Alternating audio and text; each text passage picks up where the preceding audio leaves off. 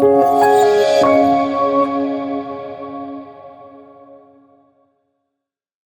next brother, and please forgive me because I'm not going to pronounce your name properly, but I'm going to do my best. Brother, and he's from the MPI family, so we're very happy to have him.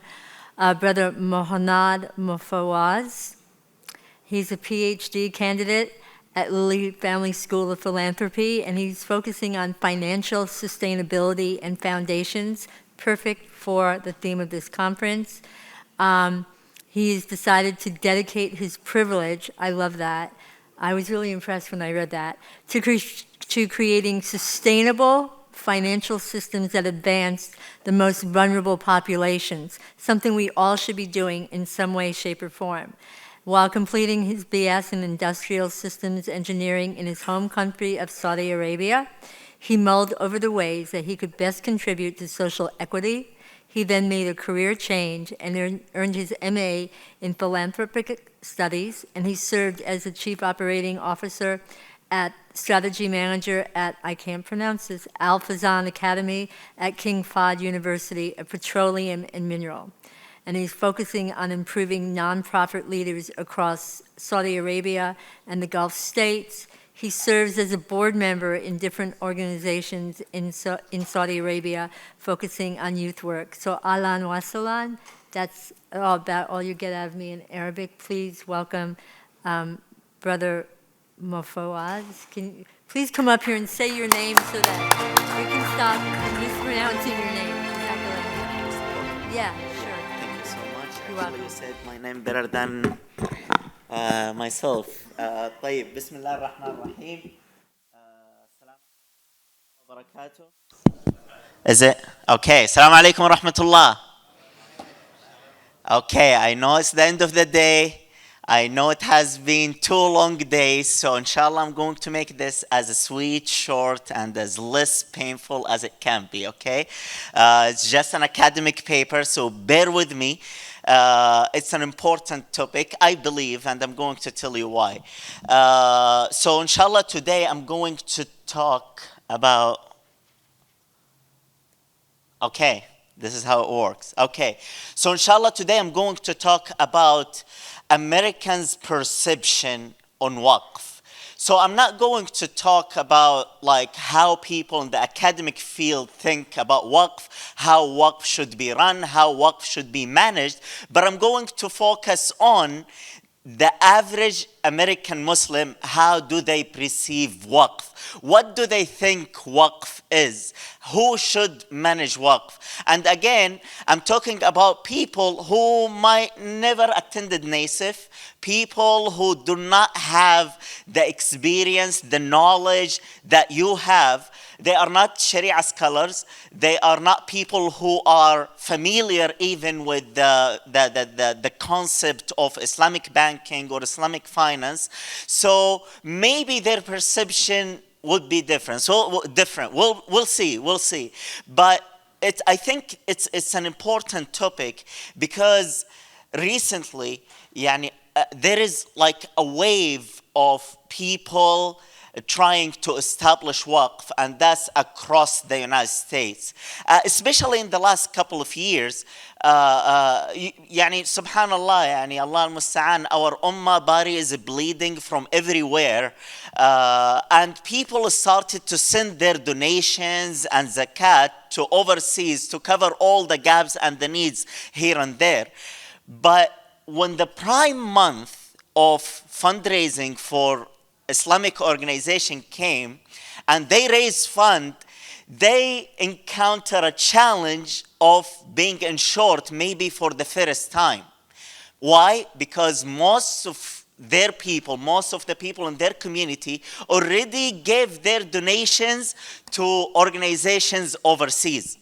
And this is good, but like they give it up overseas to cover all these gaps. The problem is, and I think this is a problem and opportunity at the same time, that the leaders of these organizations, small or big, masajid and non-masajid, started to feel the heat of, maybe raising fund every Ramadan is not the like ideal way of doing things. We need more of a sustainable way to get funds. So they started to think of waqf. That's why probably, especially in the last couple of years, you start to see like organization having that tab, donate to our waqf, donate to our waqf, because they started to see the need of the waqf.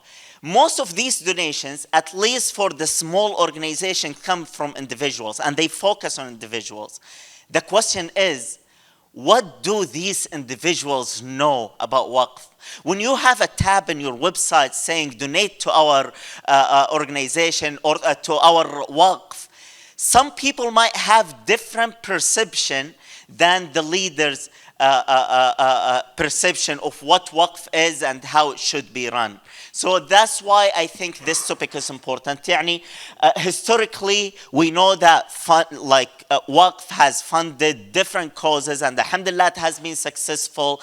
But in the United States, you saw how it is informal. There is no structure for waqf. You'll find like different Muslim organizations in the same state, probably in the same city, dealing with waqf different ways. Some of them consider waqf as a community foundation. Some of them consider it as a donor advice fund. Some of them establish a non-profit, and they call that non-profit waqf. So it's informal, it's unstructured. Even though, alhamdulillah, Muslims donate every year about 4.3 billion, but very small amount actually goes to waqf. So here we're trying to understand first, what do you as Muslim consider as waqf, and how flexible is their interpretation? We try to understand who do they believe should establish and manage waqf in the United States, and how much they are donating to what they consider a waqf. So we got the data from SSRS. It was commissioned by Muslim Philanthropy Initiative, and it's like SSRS, it's known, especially in the United States, as like a high-end marketing firm for data collection. Sample size, we, like, alhamdulillah, had 1,004 Muslim respondents. We collected the data in the early months of 2024. It took us like 2 to 3 months. I'm not sure. Like, I believe it was less than 90 days, and it was just an online panel survey. And then we did our descriptive analysis and subgroup comparison. Just to give you an idea about the people who answered our survey, we almost had like half and half, male and female, with a slight more males answered our survey. The age group, about over 83%, less than 50 years old, with like, يعني ما شاء الله 40% between 18 to 29. So we would say that we had like young, mostly young responders to our survey. The income is also at least 50,000. Some of them, yeah, alhamdulillah, are making over 100,000. So we are talking about people who are like average or above average. And the race distribution, we had white, black, and African American, Asian as the majority of the respondent to our survey. Sorry. I want to start with this question, even though we asked this question later in the survey, but it's very important to understand why we got the answers we got. So I wanted to start with the source of information. We asked them about like multiple sources, and we want to see how much they are getting their information from these sources. But I picked these three because they are the most important, the most interesting ones, and at the same time, like these that showed like interesting results, and like it has had high frequency. So when we asked them first, if they know about waqf, you'll see يعني 56% they either said we agree or strongly agree that we know about waqf. We tested that information and we got interesting results. But I want you to keep in mind that 56% said we know about waqf or we know very much about waqf.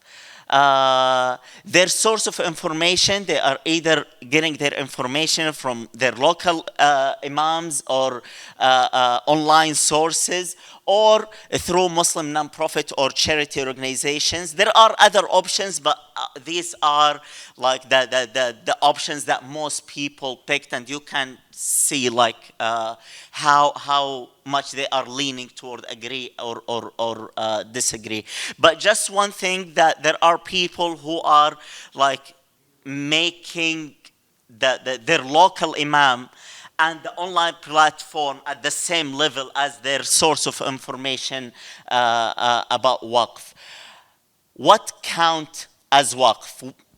Good thing that, alhamdulillah, waqf can include movable assets. We asked them specifically about cash waqf and stocks or other non-fixed items.